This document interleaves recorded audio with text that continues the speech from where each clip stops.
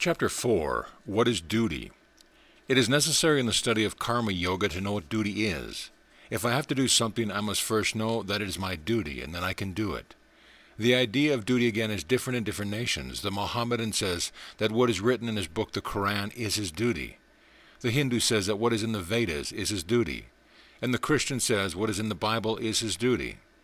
We find that there are varied ideas of duty differing according to different states in life, different historical periods, and different nations. The term duty, like every other universal abstract term, is impossible clearly to define. We can only get an idea of what it is by knowing its practical operation and results. When certain things occur before us, we have all the natural or trained impulse to act in a certain manner towards them. When this impulse comes, the mind begins to think about the situation. Sometimes it thinks that it is good to act in a particular manner under a given condition. At other times it thinks that it is wrong to act in the same manner even in the very same circumstance. The ordinary idea of duty everywhere is that every good man follows the dictates of his conscience. But what is it that makes an act a duty? If a Christian finds a piece of beef before him and does not eat it to save his own life, or will not give it to save the life of another man, he is sure to feel that he has not done his duty. But if a Hindu dares to eat that piece of beef, or to give it to another Hindu, he is equally sure to feel that he too has not done his duty. The Hindu's training and education make him feel that way. In the last century, there were notorious bands of robbers in India called thugs. They thought it their duty to kill any man they could and take away his money. The larger the number of men they killed, the better they thought they were. Ordinarily, if a man goes out on the street and shoots down another man, he is apt to feel sorry for it, thinking that he has done wrong. But if the very same man, as a soldier in his regiment, kills not one but 20, he is certain to feel glad and think that he has done his duty remarkably well. Therefore we see that it is not the thing done that defines a duty. To give an objective definition of duty is thus entirely impossible. Yet there is duty from the subjective side. Any action that makes us go Godward is a good action and is our duty. Any action that makes us go downward is evil and is not our duty. From the subjective standpoint, we may see that certain acts have a tendency to exalt and ennoble us, while certain other acts have a tendency to degrade and to brutalize us. But it is not possible to make out with certainty which acts have what kind of tendency in relation to all persons, all sorts and conditions.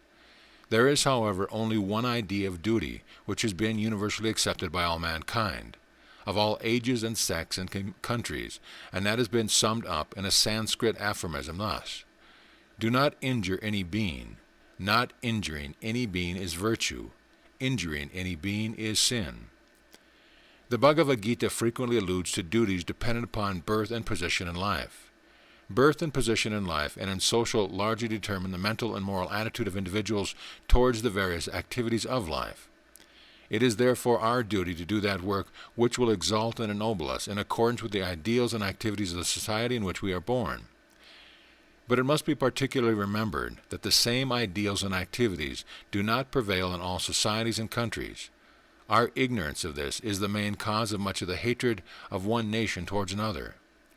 An American thinks that whatever an American does in accordance with the custom of his country is the very best thing to do, and that whoever does not follow his custom must be very a wicked man.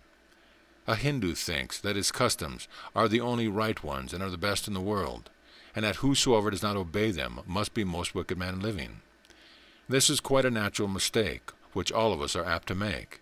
But it is very harmful. It is the cause of half the uncharitableness found in the world.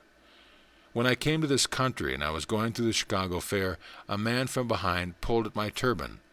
I looked back and saw that he was a very gentlemanly-looking man, neatly dressed. I spoke to him, and when he found that I knew English, he became very much abashed.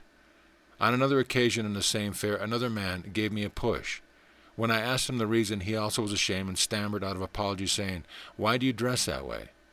The sympathies of these men were limited within the range of their own language and their own fashion of dress. Much of the oppression of powerful nations on weaker ones is caused by the prejudice. It dries up their fellow feeling for fellow man. That very man who asked me why did I dress as he did, and wanted to ill-treat me because of my dress, may have been a very good man, a good father and a good citizen. But the kindliness of his nature died out as soon as he saw a man in a different dress. Strangers are exploited in all countries because they do not know how to defend themselves. Thus they carry home false impressions of the people they have seen. Sailors, soldiers, and traders behave in foreign lands in very queer ways, although they would not deem of doing so in their own country. Perhaps this is why the Chinese call Europeans and Americans foreign devils. They could not have done this if they had not met the good, the kindly sides of the Western life. Therefore, the one point we ought to remember is that we should always try to see the duty of others through their own eyes, and never judge the customs of other people by their own standard. I am not the standard of the universe. I have to accommodate myself to the world, and not the world to me. So we see that environments change the nature of our duties, and doing the duty which is ours at any particular time is the best thing we can do in this world. Let us do that duty which is ours by birth, and when we have done this, let us do the duty which is ours by our position in life and society. There is, however, one great danger in human nature, vis-a-vis that man never examines himself. He thinks he is quite as fit to be on the throne as a king. Even if he is, he must first show that he has done the duty of his own position, and then higher duties will come to him. When we begin to work earnestly in the world, nature gives us a blow right and left and soon enables us to find out our position.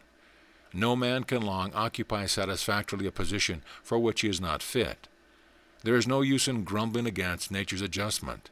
He who does the lower work is not therefore a lower man. No man is to be judged by the mere nature of his duties, but all should be judged by the manner and the spirit in which they perform them. Later on we shall find out that even this idea of duty undergoes change, and that the greatest work is done only when there is no selfish motive to prompt it. Yet it is work through the sense of duty that leads us to work without any idea of duty. When work will become worship, nay, something higher, then will work be done for its own sake. We shall find that the philosophy of duty, whether it be in the form of ethics or of love, is the same as in every other yoga, the object being the attenuating of the lower self so that the real higher self may shine forth, the lessening of the frittering away of energies on the lower plane of existence so that the soul may manifest itself on the higher ones. This is accomplished by the continuous denial of low desires, which duty rigorously requires. The whole organization of society has thus been developed consciously or unconsciously in the realms of action and experience, where by limiting selfishness we open the way to an unlimited expansion of the real nature of man. Duty is seldom sweet. It is only when love greases its wheels that it runs smoothly. It is a continuous friction otherwise. How else could parents do their duties to their children, husbands to their wives, and vice versa? Do we not meet with cases of friction every day in our lives? Duty is sweet only through love, and love shines in freedom alone. Yet is it freedom to be a slave to the senses, to anger, to jealousies, and to 100 other petty things that must occur every day in human life. In all these little roughnesses that we meet with life, the highest expression of freedom is to forbear. Women, slaves to their own irritable, jealous tempers, are apt to blame their husbands and assert their own freedom, as they think, not knowing that nearby they only prove that they are slaves. So it is with husbands who eternally find fault with their wives. Chastity is the first virtue in man or woman, and the man who, however he may have strayed away, cannot be brought to the right path by a gentle and loving and chaste wife is indeed very rare. The world is not yet as bad as that. We hear much about brutal husbands all over the world and about the impurity of men, but it is not true that there are quite as many brutal and impure women as men. If all women were as good and pure as their own constant assertions would lead one to believe, I am perfectly satisfied that there would not be one impure man in the world. What brutality is there which purity and chastity cannot conquer? A good, chaste wife who thinks of every other man except her own husband as her child, and has the attitude of a mother towards all men, will grow so great in the power of her purity that there cannot be a single man, however brutal, who will not breathe an atmosphere of holiness in her presence. Similarly, every husband must look upon all women, except his own wife, in the light of his own mother or daughter or sister. That man again, who wants to be a teacher of religion, must look upon every woman as his mother, and always behave towards her as such.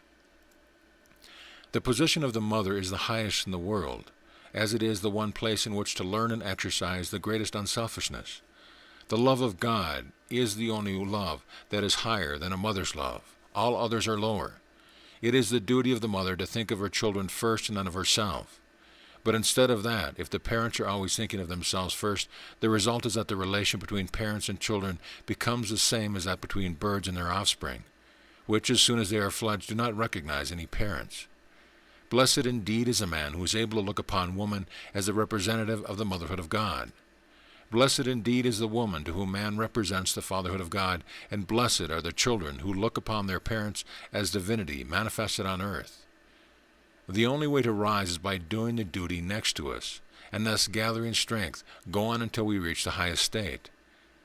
A young sannyasin went to the forest. There he meditated, worshipped, and practiced yoga for a long time. After years of hard work and practice, he was one day sitting under a tree, when some dry leaves fell upon his head. He looked up and saw a crow and a crane fighting at the top of the tree, which made him very angry. He said, "What, dare you throw these dry leaves upon my head?" And as with those words he angrily glanced at them, a flash of fire went out of his head, such as was the yogi's power, and burnt the birds to ash. He was very glad, almost overjoyed at this development of power. He could burn the crow and the crane by a look. After a time he had to go to town to beg his bread. He went, stood at a door, and said, "Mother, give me food." A voice came from inside the house, "Wait a little, my son." The young man thought, "You wretched woman, how dare you make me wait? You do not know my power yet." While he was thinking thus, the voice came again, "Boy, don't be thinking too much of yourself. Here is neither crow nor crane." He was astonished. Still he had to wait. At last the woman came, and he fell at her feet and said, "Mother, how did you know that?" She said, "My boy, I do not know your yoga or your practices. I am a common everyday woman. I made you wait because my husband was ill, and I was nursing him. All my life I have struggled to do my duty. When I was unmarried, I did my duty to my parents. Now that I am married, I do my duty to my husband. That is all the yoga I practice. But by doing my duty, I have become illumined. Thus I could read your thoughts and know what you have done in the forest. If you want to know something higher than this, go to the market of such and such town, where you will find a Vyada, the lowest class of people in India, who used to live as hunters and butchers, who will tell you something that you will be very glad to learn." The sannyasin thought, "Why should I go to that town and go to a Vyada?" But after what he had seen, his mind opened a little, so he went. When he came near the town, he found the market, and there saw at a distance a big, fat Vyada cutting meat with big knives, talking and bargaining with different people. The young man said, "Lord, help me. Is this the man for whom I am going to learn? He is the incarnation of a demon, if he is anything." In the meantime, this man looked up and said, "Oh, Swami, did that lady send you here? Take a seat until I have done my business." The sannyasin thought, "What comes to me here?" He took his seat. The man went on with his work, and after he had finished, he took his money and said to the sannyasin, "Come, sir, come to my home." On reaching the home of the Vyada, gave him a seat, saying, "Wait here," and went into the house. He then washed his old father and mother, fed them, and did all he could to please them, after which he came to the sannyasin and said, "Now, sir, you have come here to see me. What can I do for you?" The sannyasin asked him a few questions about soul and about God. About the Vajja, gave him a lecture which forms a part of the Mahabharata, called the Vajja Gita. It contains one of the highest flights of the Vedanta. When the Vajja finished his teaching, the sannyasin felt astonished. He said, "Why are you in that body? With such knowledge as yours, why are you in a Vyada's body, and doing such filthy, ugly work?" "My son," replied the Vyada, "no duty is ugly, no duty is impure. My birth placed me in these circumstances and environments. In my boyhood, I learned the trade. I am unattached, and I try to do my duty well. I try to do my duty as a householder, and I try to do all I can to make my father and mother happy. I neither know your yoga, nor have I become a sannyasin, nor did I go out of the world into a forest. Nevertheless, all that you have heard and seen has come to me through the unattached doing of duty, which belongs to my position.